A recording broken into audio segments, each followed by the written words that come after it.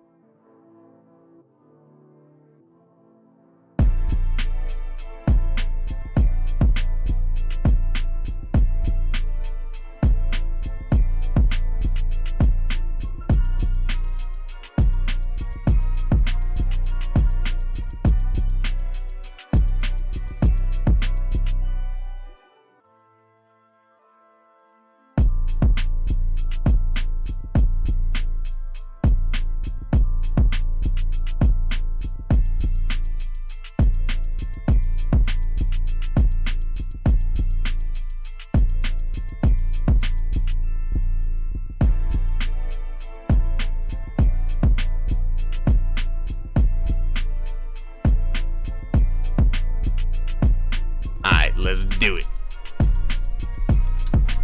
Welcome. Let us begin. We got some Acolyte news today. It was pretty interesting. Basically, earlier in the week, I saw a rumor that Daphne Keane was going to be in the series, and then today, Acolyte show is picking up steam. There's a lot of stuff going on with it. The show is starting to begin production, which is part of the news here with it. But big news here with it. Let's get it going. I'm gonna bring up the StarWars.com website where they give us some plot details and casting of the characters. Let's get it going. Alright. So the Acolyte. Original series cast revealed. The Leslie Headland helmed Disney Plus original series will take fans to the High Republic era. This is a Monday to celebrate for Star Wars fans. It says, today Disney Plus announces the cast for the Acolyte, an upcoming Star Wars original series from Lucasfilm. Joining the previously announced Amandla Amandla Stenberg from The Hate You Give, and Emmy Award winner Lee Jung Jae from Squid Game, along with Manny Jacinto, I believe. Hopefully I didn't butcher that, from Nine Perfect Strangers. Daphne Keane, who is also, I believe, X-23. I'm probably wrong about that. But she's like the daughter of Logan, I guess you could say, or of Wolverine in the Logan movie. Which was kind of the rumor that I had heard and was kind of going around. And then she's now confirmed for it. Pretty cool. And Jodie Turner-Smith from Queen and Slim, as well as Rebecca Henderson from Inventing Anna, Charlie Barnett from Russian Doll, which a lot of these people I think worked on some Russian Doll stuff. Dean Charles Chapman from 1917, and Carrie Ann Moss from The Matrix. So here is the official cast for the Acolyte show. Let me scroll up a little bit so you guys can see the rest of them. Oh, too far. Pretty diverse and pretty good group of actors and actresses, if I do say so myself. Pretty excited for this show overall, and we're going to get into some plot details here. We're going to keep it spoiler free. I've covered some spoilers in the past on the show. If you guys want to see them, they are on the channel. Although I don't cover spoilers and everything as much these days. If you guys have any questions, by the way, about the Acolyte show or about Andor season 1 the rest of the way, or potentially season 2, since we are going to get into a season 2 discussion here in a little bit, feel free to put it into the chat, or if you can, feel free to put it in as a super chat, and I will definitely get to those as soon as possible. So let's keep going here on the Acolyte show. Good to see everybody in the chat. Much love to you guys. Dominic, Tim, Smalls, Talented Mr. Griffin, Darth Maximus, everybody in the chat. It's good to see you guys. So it says Lucasfilm also released the first behind the scenes image from the series, which you can check out below. And we get that Star Wars vibe with Amanda Stenberg, Lee Jung-jae, and Leslie Headland behind the scenes. Definitely a solid group of actors and actresses, like I said, but these two in particular I think are going to be a big part of the show, and I cannot wait to see them perform. Good to see you in the chat, Anakin Skywalker. Tim says Daphne Keane is really cool too. She is. I love Daphne Keane. She's dope. Don says we don't talk about Kino. Kino? Did I miss someone? We don't talk about Kino? Oh no. I think I missed something. Carrie Ann Miss Moss. What you talking about? Yes, the cast for this dude. The Squid Game dude is awesome. Lee Jung-jae here. I love that dude. That dude is great. He's great. Great actor. Dominic says sorry for the mix-up earlier. No, don't worry about it. Yeah. Dominic got me confused with not to put you on blast, Dominic, but he got me confused with Palpa memes, and much love to Palpa memes. I thought it was funny. I'm like, yeah, I see how you could do that. Alright, we're going to continue here. It says The Acolyte is a mystery thriller that will take viewers into a galaxy of shadowy secrets and emerging dark side powers in the final days of the High Republic era. As we've heard before, it says a former Padawan reunites with her Jedi Master to investigate a series of crimes, but the forces they confront are more sinister than they ever anticipated. The High Republic saw the Jedi Order at its prime centuries prior to the events of Star Wars The Phantom Menace, and you can find out more about it on the StarWars.com's official hub for all things High Republic. But yeah, it's definitely going to be good. It's from showrunner and executive producer Leslie Headland. The Acolyte has begun production in the UK. The executive producers are Kathleen Kennedy, of course, Simon Emanuel, Jeff A. King, and Jason Mycalf. Robert, jeez, I can't do the names right now. My head is not there. Headland is also going to be directing the series pilot as well. So she's not going to be directing the whole thing, it seems, but she will be directing the pilot, and she will be the showrunner throughout. So definitely excited for it. Acolyte will stream exclusively on Disney Plus, of course. I can't wait for the show, man. Honestly, my personal anticipation for it, it's pretty high. I like myself some dark side, you know what I mean? The Sheev in me is excited to see what the dark side kind of could look like on screen as like the center focus of a television series in particular. I love TV series because you can spend so much more time with the characters and truly develop a story, and I think that developing a story surrounding a dark side character is just something that we need. It's something we need. What do you guys think though about this? Are you excited about the Acolyte? Are you excited to see some of it going on? Like, to me it's exciting, man. I'm excited for this. Maria, good to see you in the chat. Bring on the dark side, she says. Good. Yes. Bring the dark side.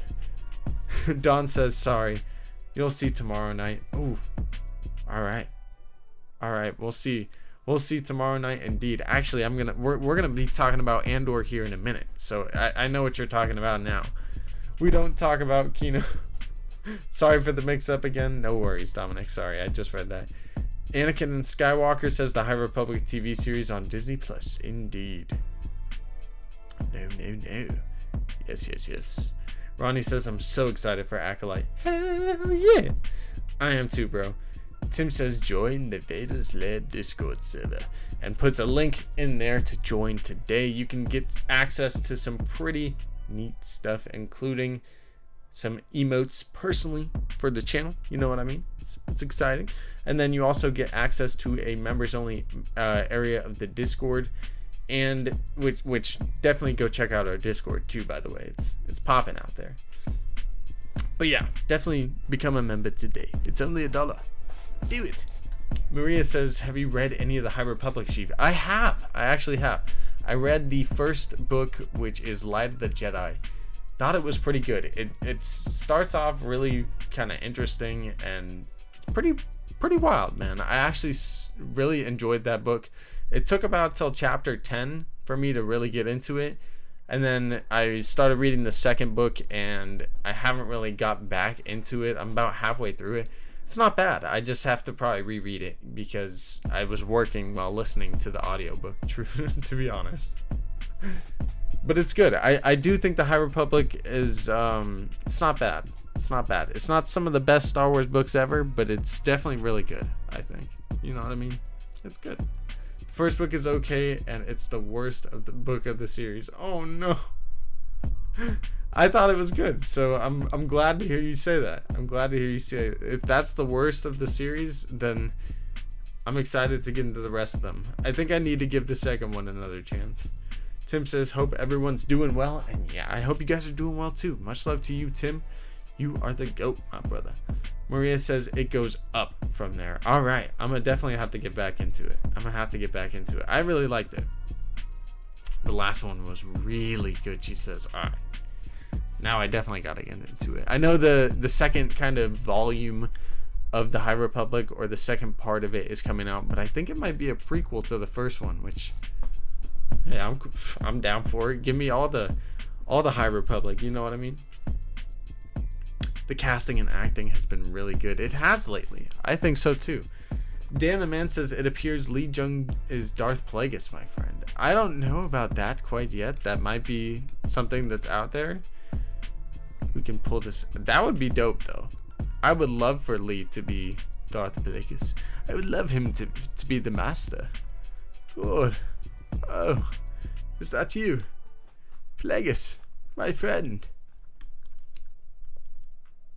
That would be dope, though. That would be dope.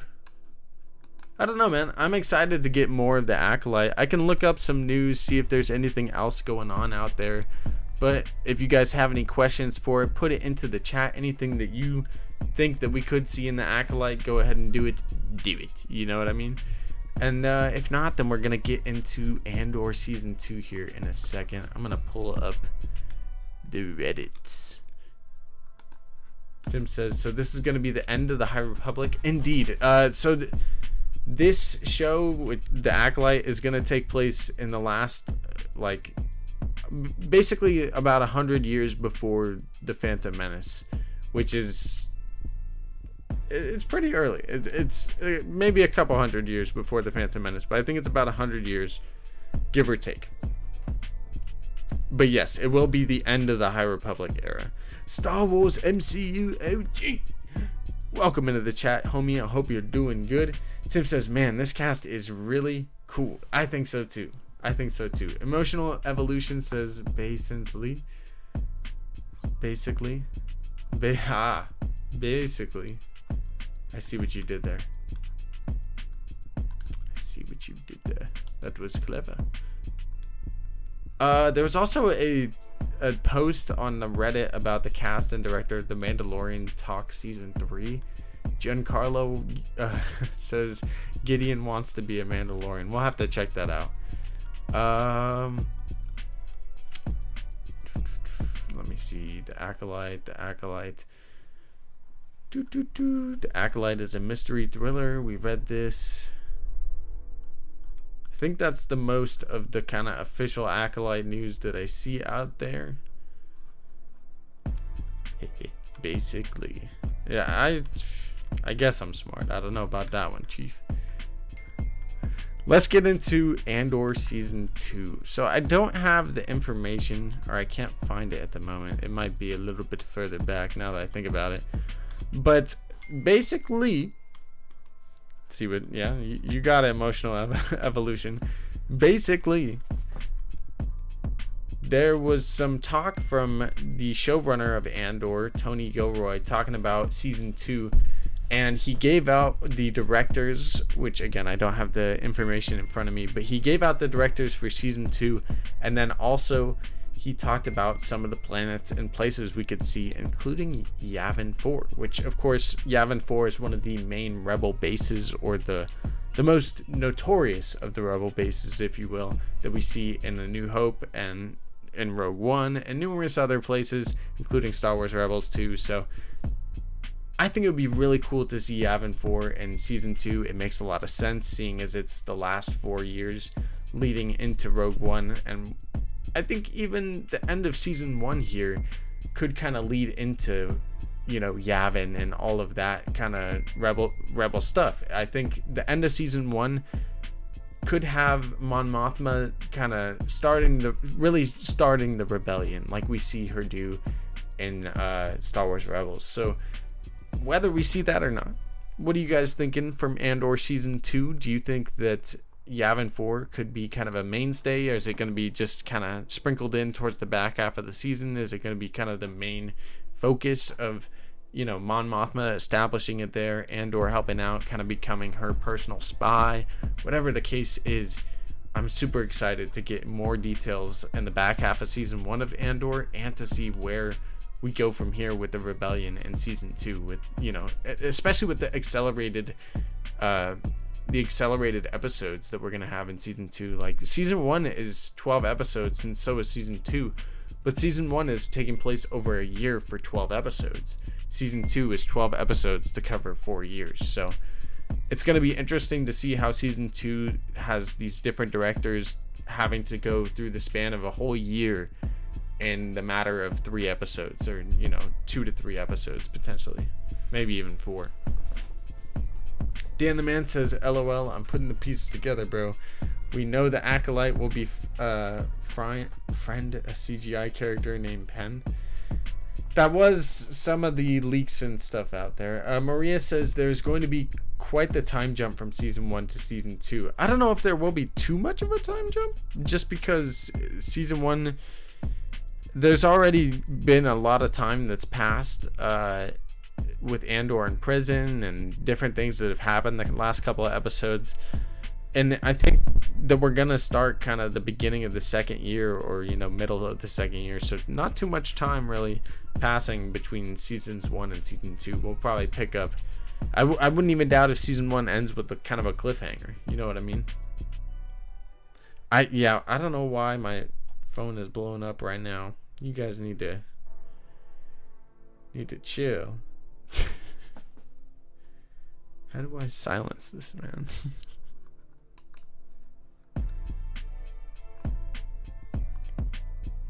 Stop texting me. I didn't know that about season 2, says Talented Mr. Griffin. Yes. Let me see if I can find the info.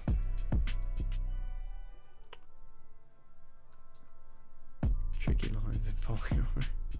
As much as I appreciate Andor's lack of glub shitos, give us more glub shitos, says the Star Wars fandom. I'm with it. Here we go. I found the directors, or at least hopefully I did. She'd be popular? Hell nah. Hell nah. Okay, this comes from Collider, I believe. Are we back in the lair yet? We gotta go back in the lair. Let me get out of here and get back in the lair. Alright. So, I got this pulled up here, which has the directors for season 2 of Andor. From Collider, it says Andor season 2 starts filming soon, which we did hear that it will probably start shooting at the end of November, or towards the middle end of November, which, hey, it's already almost the middle of November. So it should be shooting soon in the UK, and it says, while the first season of Tony Gilroy's critically acclaimed series Andor is currently airing on Disney Plus, the showrunner is already knee-deep in preparation for season 2, which is going to ramp up the anxiety as it heads towards the devastating events of Rogue One. During an interview with Collider's own Steve Weintraub, Gilroy shared that the brand new slate of directors will be joining to direct season 2, and he did not hold back any information revealing their names. He says, "We're excited to share that Ariel Kleiman, Janice Metz, and Alonso Ruiz Palacios, oh god, I probably messed that one up, have been tapped to direct episodes blocks in the second season. Andor broke from Star Wars tradition with its freshman season, opting to bring in only 3 directors and tasking them to direct blocks of episodes that tied into the narrative arcs being explored. Tony confirmed that the structure would also return in season 2, with Kleiman stepping into the same pattern as Toby Haynes by directing 6 episodes split into 2 blocks. So Kleiman is going to be directing half of the season, basically, doing 6 of them, but split up to 2 blocks. I wouldn't doubt if they do kind of an early or middle part of the season, and then they do one later on as well. But since 2017, Kleiman has really solidified himself as a television director, with his most recent work being on Yellow Jackets and The Resort. Danish filmmaker Metz was directed for a handful of television series, but his most notable work was this year on the spy thriller All the Old Knives, which starred Chris Pine and Star Wars alum Thaddeus Newton. Gosh. Can we name our kids something not like Thondue? That's a cool name, though, I gotta say. My bad. Fans of Andor star Diego Luna's work in Narcos, Mexico, may recognize Ru Palacios' name. The Mexican filmmaker directed a pair of episodes on the Netflix series back in 2018 before returning to television to direct 1 episode on Outer Range. So that'll be cool. And Cassie and Andor Diego Luna will be back with one of the directors that he worked on for Narcos Mexico. That's pretty dope. It says, while we know Luna, Duncan Powell, and Forrest Whitaker, along with Genevieve O'Reilly, will make a harrowing journey to Rogue One, the fates of Andor Season 1 cast are still largely in the air. The first season has a powerhouse of a cast that includes Stellan Skarsgård, Adria Ahorna, Fiona Shaw, Kyle Soler, Elizabeth Dulal, Faye Marseille, and Varda Sethu. Oh, goodness. Oh, man. So many names today. Who directed season 1 of Andor? It says, in addition to Haynes, Susanna White, and Benjamin Caron directing the first season of Andor, the directors were paired with the series writers Gilroy and his brother Dan Gilroy, as well as Stephen Schiff and Bew Williman. So yeah, that is the bulk of the information. Exciting to get those directors confirmed by Tony himself already, and exciting to know that the second season of the show is going to be filming in just a few weeks, if not sooner. Definitely excited for season 2. Just skip the names. Yeah, I know. I should have. You're right, Maria.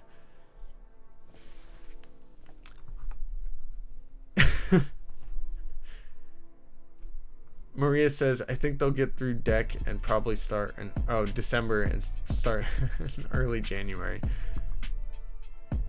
Probably. They're probably going to be filming for a while over at Pinewood and in the UK in general. And who knows? They might travel to a few other places too.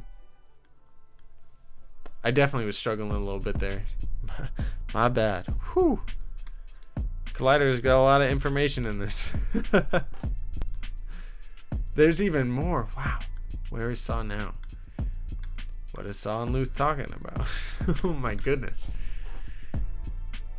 A whole bunch of good directors. That's a good way to put it. Is that how I said it? Because yes.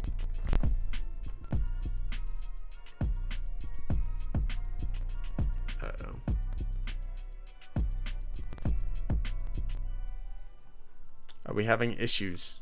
Technical difficulties? Are we here? I love the practical sets and physical locations.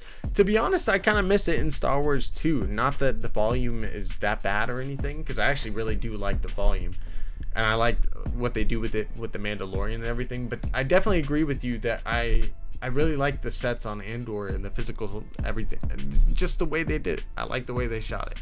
It probably costs more money that way, but it looks better and it just feels better and more real in the end. I really love a lot of the sets in different places that they use in Andor. It's awesome. Dawn says Susanna White was awesome so far. She definitely was. She definitely was. Talented Mr. Griffin says, I'm wondering what Gilroy wants his audience to get from this show. Obviously, everyone isn't praising the show, but I love it, I guess. I freaking love it, too. I think he's trying to send kind of a message about the state of different parts of the world and what it's like to be a person that's living in an imperial regime. You know what I mean? And I don't know. I guess we'll find out the full totality of that message by the end of the season, but we know where Andor's journey ends, so I'm enjoying the ride towards that ending. Tim says I like Mando the most still. Me too. I still think Mando, and season 3, man, it looks pretty good. All right, let's see. There's also a video. Let me pull this up again. There was a video. Here we are.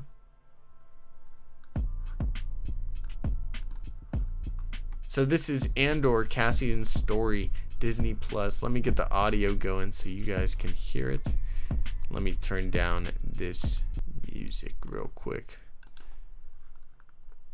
Let us do it. Stop the texting. No. Alright, here we go. Cassian's story. Let's watch this together. Kind of a preview for tomorrow's episode, I believe.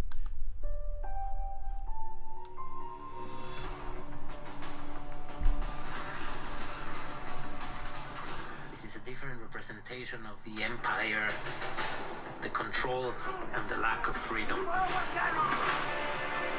Cassian finds himself in the wrong place, the wrong moment. Yep. This is the first moment where he understands what Luthen saw in Cassian. Aren't you gonna fight these bastards for real? That he's capable of putting a team together. I have any idea.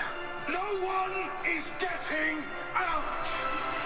That he's willing to sacrifice to feel part of something bigger.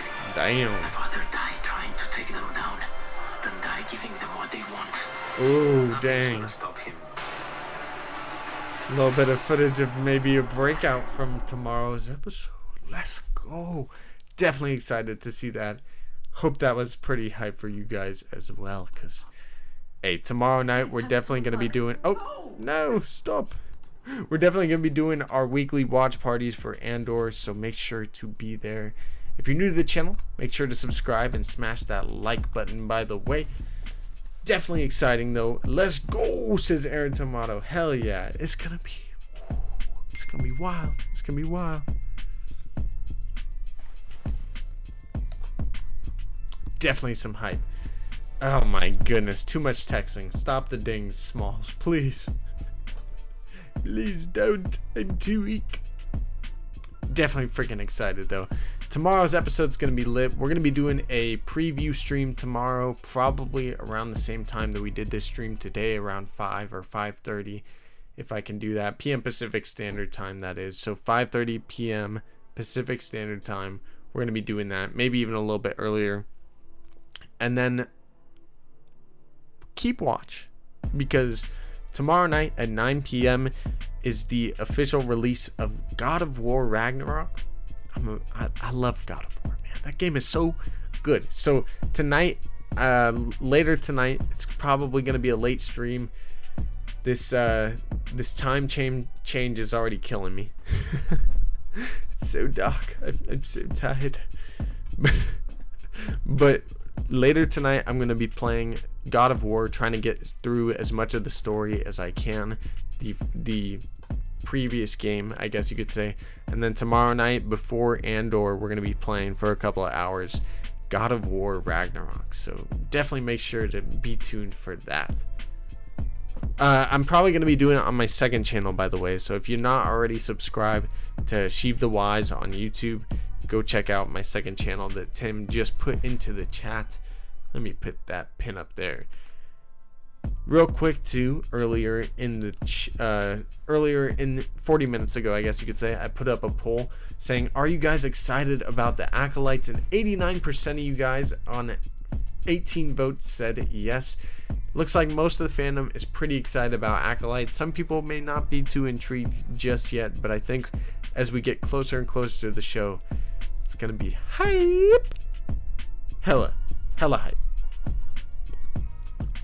Talented Mr. Griffin says Deidre is definitely giving me Race Lone vibes. She might be more menacing though. She definitely might be. Tim says it's the channel where Sheev plays games and maybe does some other stuff not Star Wars related. Indeed. It definitely is going to be kind of our pop culture and gaming channel. So go check that out. Star Wars Obsession Savage. What up, brother? Hey, go check out Star Wars Obsession's stream from earlier. He was playing some Star Wars Fortnite. Go do it. Check it out. Because it's you know, I definitely I need to rearrange some space in my PlayStation because I was downloading God of War Ragnarok and I had to delete something. I didn't have enough space. My PS5 is full already. But I basically had to delete Fortnite. But I got to download it again so I could play with the boys. You know what I mean?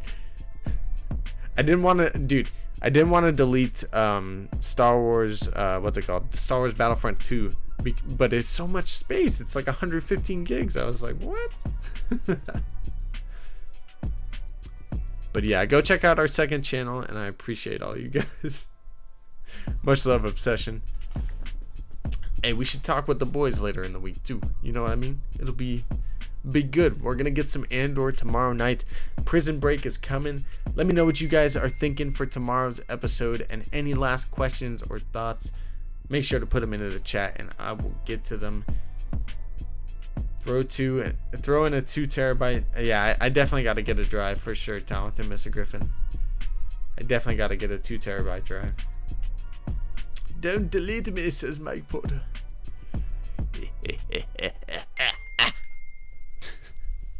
I won't do it, don't worry. Do it. Prison Break. Oh yes, indeed.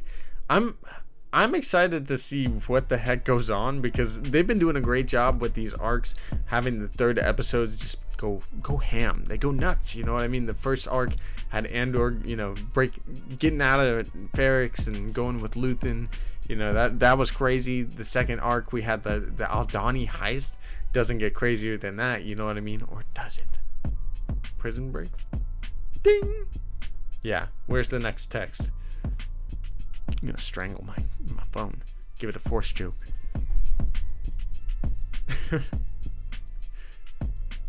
Thanks for putting up with my dings.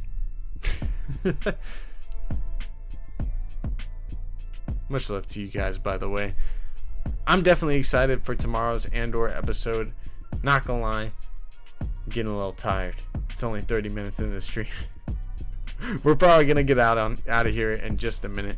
So thank you guys for hanging with us. I'm gonna try to edit a little bit, watch the football game, tell my phone to shut the hell up. But thank you guys for hanging with us. If you guys are interested, go check out our merch. Although the dings are probably gonna tell you to get the heck out of here. But go check out our merch if you're interested. Vader's Lair. It's in the description below. Make sure to subscribe to our second channel for our stream later on, where we're going to be doing some God of War. Thank you guys for hanging in the stream. I hope you have a fantastic rest of your week. And may the Force be with you guys always. Peace.